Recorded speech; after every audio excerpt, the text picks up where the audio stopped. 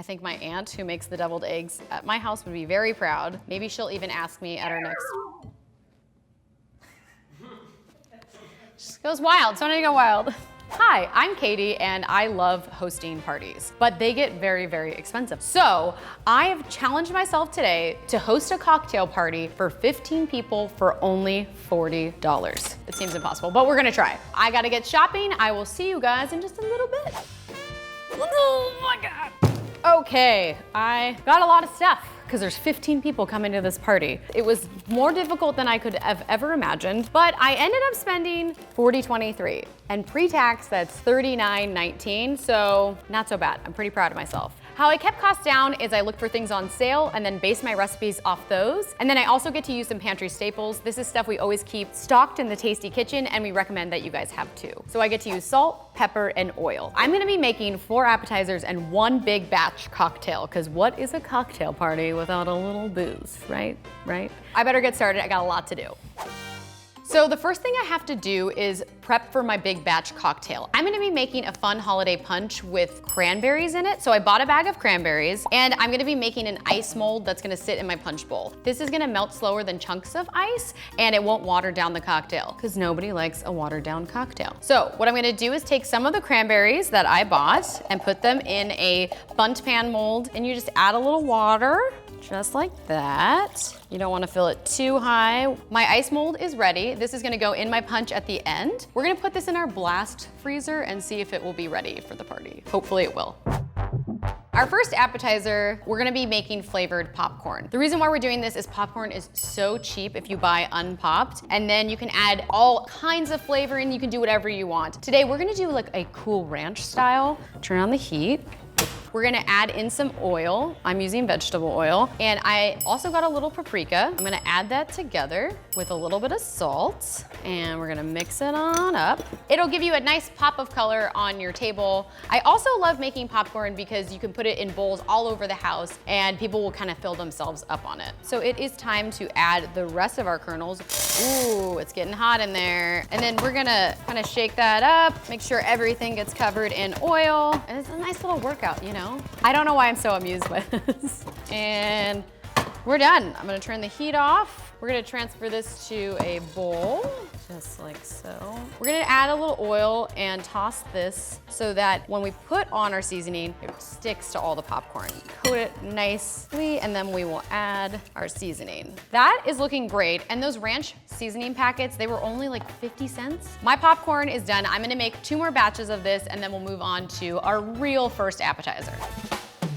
Next, we're gonna make jalapeno popper deviled eggs. I always love making deviled eggs because first of all, they can chill in the fridge. Also, eggs are fairly inexpensive, so you get a lot of bang for your buck. The first thing we need to do is we're gonna boil some water, and then we're gonna add our eggs in while it's boiling. This is gonna shock the eggshell, and so when you put it in your ice bath afterwards, it's gonna come off super easy later in one big piece. We're gonna put in a few at a time here, nice and easy when it goes in so they don't crack. I'm gonna let these boil for about 12 minutes and then I'm gonna transfer them to this ice bath, which is gonna stop the cooking, and we'll let them sit in there for about 10 minutes just till they're cool and we can take the eggshell off. So I have drained my eggs. They are now ready to be peeled. So the first thing you're gonna do is you're just gonna give really gentle taps all around, just nice and gentle. Now we can start peeling it. It's coming off just so perfectly because we shocked that eggshell off when we put it into that ice bath. You give him a massage, now he's taking a bath. He's having a day at the spa. We are now going to cut him nicely in half. Ooh la la. And now we're gonna take the egg yolk and we're gonna put it in its own little bowl over here. And we're gonna use these egg yolks for our filling later on. So I'm just gonna do this 16 more times and then we'll have enough egg yolks and we'll be ready to make our filling. I have prepped all my eggs. I've got all my yolks, and these are jalapeno popper deviled eggs. So we've got jalapenos. I am going to put on some gloves because when dealing with jalapenos, you don't want to do your bare hands because you might have forgotten that you chop them, and you touch your eyeball, and then you're blind for your party. First, I am going to chop ones that we are going to use for our garnish. So this one, we're just gonna take off the stem.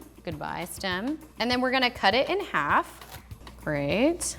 Now we're going to take our other jalapeno and we're gonna mince this up and it's gonna go into our filling. I like to leave the seeds inside the jalapeno to give much more of a kick to the filling. If you don't like spicy, getting rid of the seeds is the way to go. I'm going with the jalapeno popper deviled eggs because I want it just to be a little bit more fun. I also love the green of the jalapeno, and this is a little bit of a holiday cocktail party, so it brings in some nice festive green. Add this into our egg yolks. Mash the yolks up with the jalapenos first before we add any of our other ingredients. A lot of deviled egg recipes use mayonnaise, but we're using the sour cream because it adds just a nice tang to your filling. And then add some cream cheese, pairs really well with that sour cream, and bacon. This is really the only meat we could afford. Add some salt to taste. So now we're gonna mix all this up until it's nice and smooth. I just realized that I forgot to put in muscallions. Chop these guys up real quick. Chop them up nice and small. Throw this into our mixture. We're gonna mix it in. I'm gonna put this into a piping bag because it's a lot easier to put into our eggs. You can use a sandwich bag and cut off the end if you want, that's helpful. Now I'm gonna pipe in my filling. I've put it in this bag and I put a little piping tip that's gonna just make a nice elevated look to them, but you don't have to do that. So we're just gonna right in and come whoop.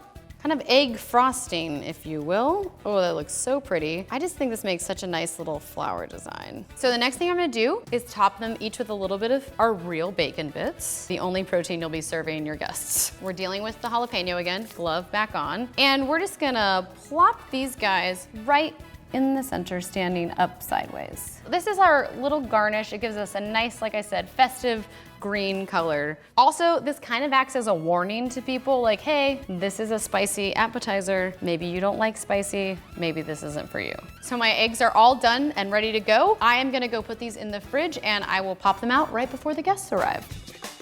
All right, the next appetizer we're gonna be making are stuffed mushrooms. Again, mushrooms were relatively inexpensive to buy, especially these white button ones. And we're gonna be using their stems as the filling. So this way we didn't have to buy anything else to kind of supplement the filling, other than a little bit of cheese and some panko. First thing we're gonna do is we're gonna clean these mushrooms off with a wet paper towel. Give a lot of care, a lot of love.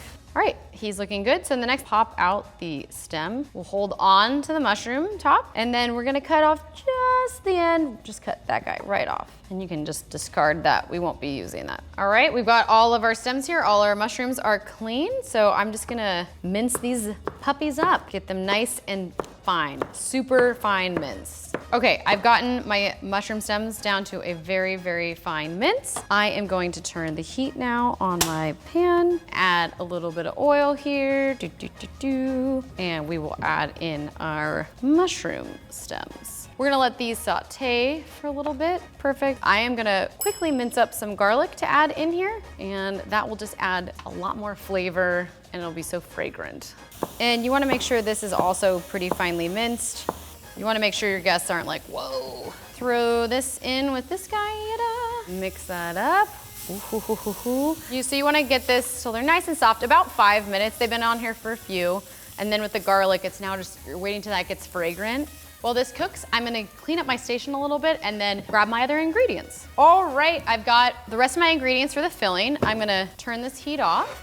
I am going to add my mushroom stems into this bowl. Set this off to the side. I'm gonna chop up some parsley. We need about 4 tablespoons. Throw this into our mixture over here. Beautiful greens. Always like to have a lot of different colors when you cook. You don't want everything to be brown. And now we're gonna combine some Parmesan cheese. Delicious. And we're gonna do a little cream cheese. And we'll mix this all together, and then we will put this also in a piping bag. I have taken the tops of the mushrooms that we cleaned and I put them on a baking sheet, and we have a little bit of panko for our topping. That's gonna give it a nice golden brown crispy top. So pipe these in. You're gonna make just a cute little mound. Sometimes if your filling isn't very warm, it's a little bit harder to pipe out of the bag. So you can always pop it in the microwave for like a split second if you need to. Top this with some panko. Love some panko, and not very expensive. And it just gives it such a crunchy, beautiful look. Look at these golden babies. Wow, they look amazing. I'm in love. I am just gonna add a little bit of green garnish on them. So I'm gonna sprinkle a little bit of parsley that I've chopped up finely. The garnish makes all the difference. These look amazing. My guests are gonna be here soon and I still have another appetizer I need to make and a cocktail. So I've gotta get going. Now we're on our final appetizer, which is going to be a cute pesto parmesan pinwheel treat. I got crescent roll dough, which everyone loves and is fairly inexpensive. I am gonna roll this out to make the pinwheels. Oh my gosh, I gotta press right here. It's always the scary part. Woo! Opa! So we're just gonna roll this guy out on some parchment paper. So you're gonna end up with 4 rectangles and we're gonna want to press in the seams of the diagonal lines. So you can just take your 2 fingers, bring them together like this. It's very buttery, so it should not have a problem sticking together. So then we're gonna cut these 4 rectangles so that they're not touching. We bought some pesto. I've drained this pesto because it had a lot of oil and it's just gonna be too much oil and the butter with the crescent rolls. So make sure you drain your pesto ahead of time. We are gonna spread this out on each one of our rectangles. This appetizer might not be as fancy as the other ones we're making, but I think it has a nice holiday cheer and some nostalgia. Another thing is you're gonna be making a tree design with your pinwheels, so everyone's gonna think this was really impressive, but it was actually super, super easy.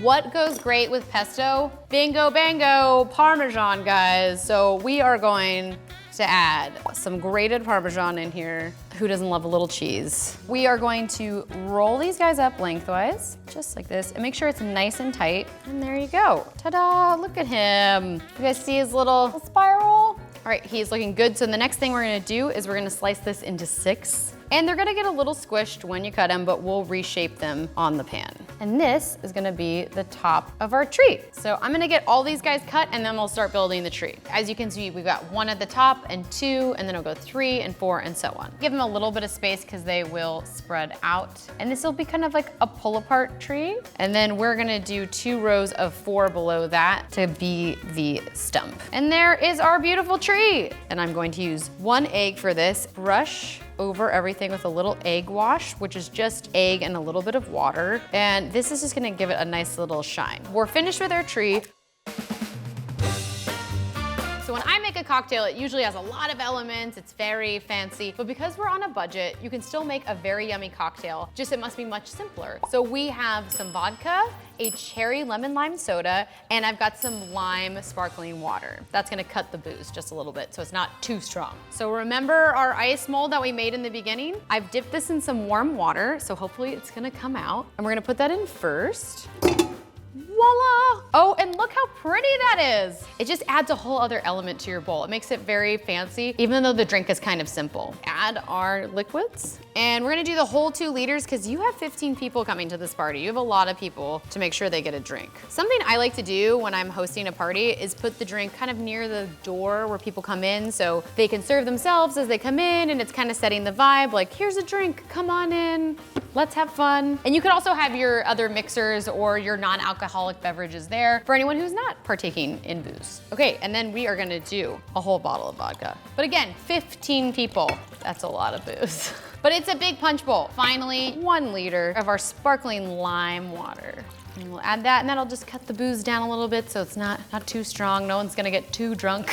And look how pretty your ice centerpiece looks. I just think it looks so fancy. Let's amp it up to more holiday. We're gonna add more cranberries. It'll be garnished as people put it in their drinks. And why I love to serve a big batch cocktail is that you are too busy hosting, talking to friends, getting things out of the oven, so people can just serve themselves. You don't have to be constantly making them new drinks all the time. I'm gonna give this a big stir with this beautiful golden ladle. I think that we're ready to have a party.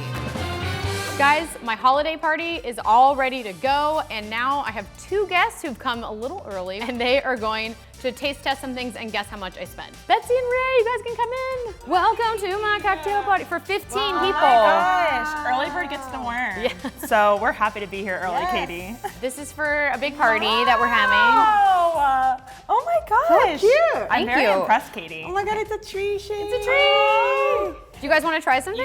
Cheers. And cheers to the DD. I'm totally double fisting right now. Oh my gosh, I think I could eat this whole tree. You're seeing everything, and guess how much I spent. I would say $50.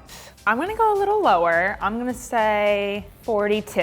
Wow, Betsy, you What's were $2? close. It was $40. For 15 people? Yeah, that was hard to do, but we did it. Oh my gosh. So With booze. that's the thing Yeah, with booze, it's it's tough. expensive. It takes a lot away. Thank you guys. Well, let's keep partying and Yeah. everyone else is about to be here. Yeah, I'm thanks for gonna eat inviting one us. more mushroom. You're so welcome. Happy holidays. Yeah, happy holidays, guys. Thanks Happy for joining. holidays. Oh, yes.